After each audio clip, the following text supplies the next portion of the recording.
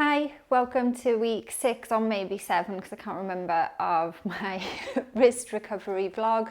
If you're new to the channel, hey, I'm Ree and this is Burley, fast asleep at the moment.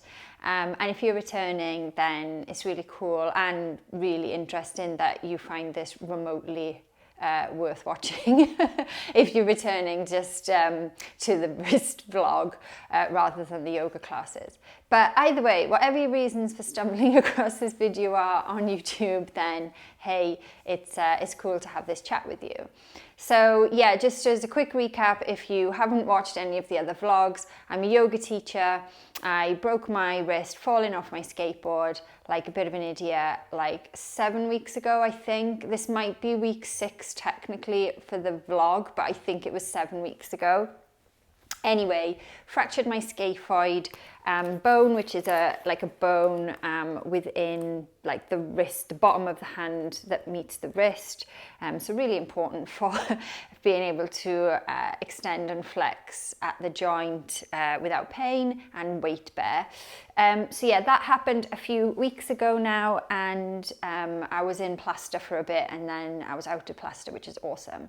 So in terms of where I'm at, I had an MRI scan around, would have been 13 days ago now, so the results are kind of imminent. We've had a bank holiday here since then, and I think that's not helped in getting the results back.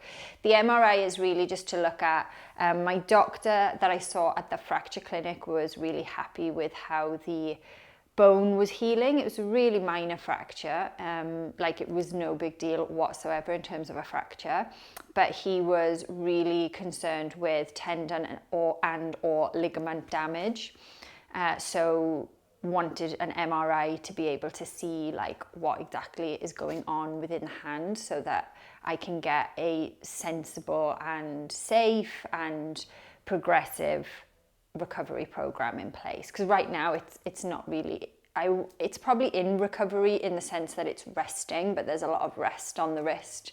There's very little activity happening. So that's kind of where I am physically. In terms of my yoga practice, I've been able to do way more. I think every week I'm able to do more. So like when I first broke the hand, for example, just clasping my hands behind my back and having that full clasp. Obviously I had a plaster there. That was really quite painful, kind of not shooting, but coming up through the arm. Whereas, you know, now there's no pain there whatsoever. So there's definitely like loads of light at the end of this tunnel. There's lots of progress. I'm also now able to kind of do a lot of a vinyasa style yoga on my fists. So making 2 fists with the hands and doing planks, chaturangas, full push-up, which is in awakening yoga. Not so much up dog. With up dog, I tend to like flip this hand back from the wrist to normal just because it feels better. But sometimes if it's in a fast moving sequence, I'll just stay on both fists. So yeah, not ideal, not pretty, but doesn't cause me any discomfort or pain to do that. I've got a Manduka black mat, like the style I think is called black mat.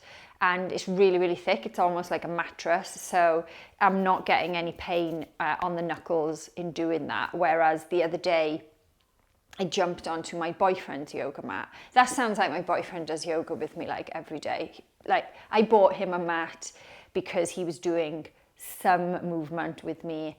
And he's probably stepped on that mat like, I don't know, 10 times.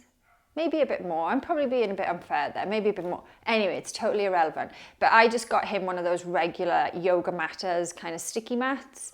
And the difference in the thickness was so noticeable because I'm on a hardwood floor here. So what most of the time that I'm practicing, when I'm teaching in the studio, that's also like a solid wood floor. And having a thin mat to be on the fists was actually like by the end of it, a bit uncomfortable. So yeah, if you are going onto your fists, which why would you be in yoga, I would recommend a thick mat. The Manduka ones are great, but a thick mat generally. I quite like a thick mat anyway, because I don't know about you, but I have really, I'm a bit of a princess when it comes to my knees and my ankles.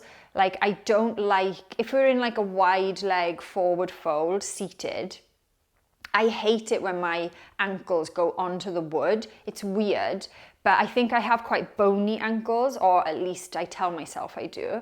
And so, yeah, it kind of, I really don't like bearing down onto the side of the bone directly onto the floor. I find it really uncomfortable, which is why I'm always just so impressed with yogis that just will do a full yoga practice on concrete in the street, or just on a wood floor, or on tile floors with no mats. I am impressed by those yogis. Same with the knee, like when you're in like a low Anjaneyasana, like a low lunge, or even half splits, and you've kind of got one knee, you know, with weight on it and the other leg doing something else. Like I that would kill my knee if I went through a whole practice like that without a thick mat.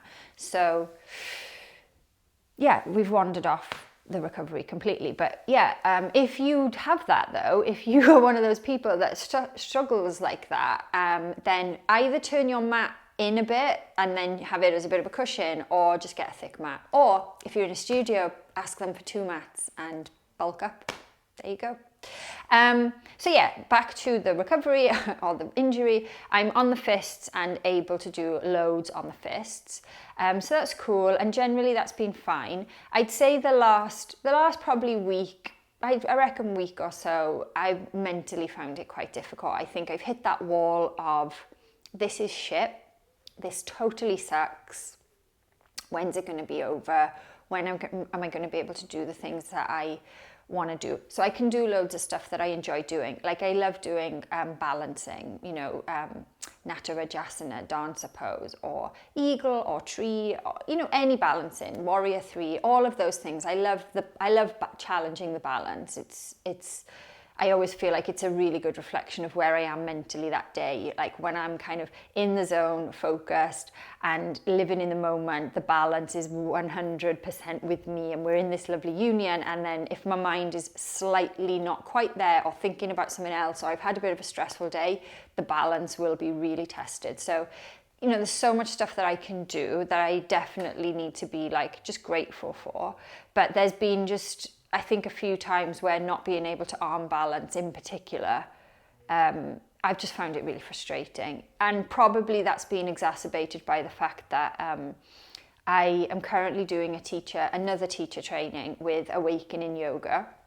If you're not familiar with that, you should check them out. They're absolutely insanely incredible. But Awakening Yoga is the yoga method that was created by Carling Harps. She's just, if you haven't come across her as a teacher, go check her out. She is amazing. The language she uses, the style of her kind of movement, the vinyasa creativity that she'll come up with for a vinyasa class, her cues, just everything. She's one of my yoga idols for sure. So Carling Harps and Patrick Beach, who most people have heard of. I think he's got, I don't know, am I exaggerating if I say he's got like 1 million followers on Instagram? He's got loads of followers. Anyway, I think most, if you're into yoga, most people have heard of Patrick Beach, because again, he's just like incredibly talented and wonderful teacher. The two of them created Awakening Yoga. It's amazing. It's a really cool, different method, very aligned to a traditional ritualistic yoga practice, but just with more mobility and functional movement patterns built into their system. And their aim is to make it more accessible for people, and also to try and work into the bits that traditional yoga might not be working into. Anyway, I joined onto that teacher training because I just fell in love with their practice when I joined their online studio, I think in February of this year. Fell in love with Awakening Yoga, was totally bought in on the method, the process, the people, just everything. And so decided to do another teacher training with them. I hadn't broken my wrist by the time I booked on, I don't think. So or had I don't know. But anyway, it hasn't stopped me doing the training. It's all online and you've got 6 months to complete it. There are live sessions as well. So I've been joining in on the live sessions, which are the live practices. And as an aside to the injury, it's an incredible. So far, I think we're on week 3 and I absolutely love it. Highly recommend it to anyone that wants to do an online training where you can space it out and kind of do it at your own pace, because you've got a job or kids or life or whatever and can't take time off for an immersion. Get yourself onto that. It's amazing. If you want to do a training in the UK though, in person, where you immerse yourself, then I was trained last year by Jamie Blowers, and his is called Jamie Yoga, and he's absolutely incredible as well. So just loads of great people out there doing teacher training. So the training is amazing. I think what's probably then made it a little bit more frustrating for me is, when you're in a live class atmosphere, I think sometimes there's like 60, 70 people on the lives, where Carling or Patrick will be teaching us. And, they are progressive, I would say, in terms of like the offering. So, there's lots of arm balancing and inversions always offered within their classes, which is part of the reason I love their classes. So there's lots of different arm balancing, and I'm not able to do most of them at the minute because of the wrist. And there's some things I can modify. So instead of Bakasana, I'm taking Balakakasana, so baby crow, so forearm crow, which is great. And there's a lot of forearm balancing, and I'm still able to forearm balance, as I mentioned in the last vid. So that's awesome. But when it comes to just hopping up to the mat and, trying to float to the top, or trying to just have, just kicking up into a handstand, or Ekapada Kundanyasana 1 and 2, not being able to do those because of the wrist kind of sucks. And I think it's been difficult for me mentally at times, not for days on end, but I've certainly had a couple of practices where I'm just frustrated with the wrist and frustrated with the limitation in the body right now. And the rational side of me is like, but this is just temporary, and there's so many other parts of my practice that I can be working on. Like I don't particularly have the strongest legs in the world. I think it's definitely a weakness within my personal practice. And, having strong legs is so important for so many things, not just in yoga, but in life, particularly back bending, if you were into that. So there's so much other things that I can be working on. I don't need to worry about arm balancing right now. Like, it'll all be there whenever the wrist is ready to bear weight on it. But that's the rational side of me. And then the irrational, the chitter chatter, the monkey brain is like, oh, well, what if you'll never be able to arm balance again? What if this is it now? Which is utter nonsense. Why wouldn't I? It'll heal. It'll take time. I'll have to build up the strength again. I'll probably have to relearn a lot of things, change my movement patterns, and it will all be cool again. You're just going to have to practice hard and work hard and be focused on it. But I've definitely had some of those, the sort of the monkey mind where it's just been like, oh, what if you're never able to arm balance again? What are you going to do? How are you going to teach people to arm balance when you can't arm balance? I do have an arm balance. I talk a lot about arm balances. I do have an arm balance series on YouTube, so I'll pop a card up. I think I popped a card up to it on the last vlog as well. So I'm obviously just shamelessly pushing this series all the time, but it is a cool series. It's got loads of different arm balances in it, and loads of hints and tips and tricks to get into them. So I guess, that'll always be there. But the mind is kind of like, oh, what if you can't teach people to arm balance again because you can't demo it? And, what if you lose so much upper body strength throughout this period that you won't be able to arm balance and progress your arm balancing journey? And all of that is just bullshit, really, isn't it? Because actually I'll just have to work my little socks off once I'm able to do more on the wrist, and I'll be able to arm balance again, no sweat. So if you are also injured with any kind of injury and you have hit that wall, I think, I feel you, I'm with you, and you've just probably got to let yourself go through the wall, kind of accept that it's okay to feel a bit down about it. You know, if you go to a class or whatever it is, there's the movement that you do and you're restricted and for whatever reason you get really frustrated. I think just let that frustration sit there for a while. Try not to just ignore it, just acknowledge it. You know, like I said to my best mate this morning, actually, I'm just having a bit of a funk today because of the injury. And she was like, yeah, I get it. You'll be fine. Like, you will. And I think sometimes just saying it out loud and someone else telling you you'll be fine. I don't know if you're the same as me, but I think it just helps. So if you have an injury, it's okay, I think, for a few hours or even a few days to be like, wow, this sucks, woe is me, and feel a bit sorry for yourself. That's fine. I think just don't allow it, try not to allow it anyway to stop you working on the things you can work on. You know, the wrist doesn't stop me working on all of my warrior variations. The wrist does not stop me working on the full split. It doesn't stop me getting on the exercise bike for 20 minutes to, you know, keep my cardiovascular system in check. So if you are going through that, then just try to acknowledge it.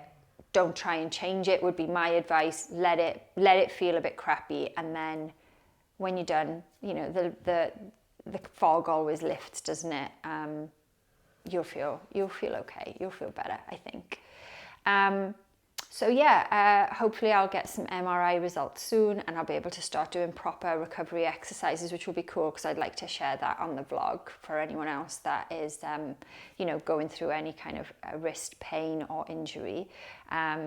So yeah, I think that's pretty much it. So I think it's week 7, although it's probably technically week 6 from my YouTubing weeks. But anyway, been a few weeks now. And still on the road to recovery, still sat here chatting about it. Hopefully this was of some interest to you if you are a yoga teacher with an injury, or just a yogi with an injury, or just anyone that likes listening to a girl chat about what mat you should have depending on how much you like your ankle to be on the floor. So yeah, hopefully this was remotely interesting to you. If you do have an injury and you've experienced like hitting that wall and coming through it, then, you know, I'd love to hear from you. Leave me a comment. Let me know if there are any other things that I could do to like avoid that wall of low, am I ever gonna be able to do stuff again? But yeah, I think that's it. Bills has slept the whole way through this, so she obviously found it completely boring and uninteresting. But anyway, thanks for listening, and if you haven't subscribed to the channel, then please do. I don't just sit and ramble week on week about my injury. There's loads of classes, an arm balance series, as I've said for the millionth time, some meditation. So yeah, if you're into like yoga stuff, then please subscribe to the channel, and we will see you soon.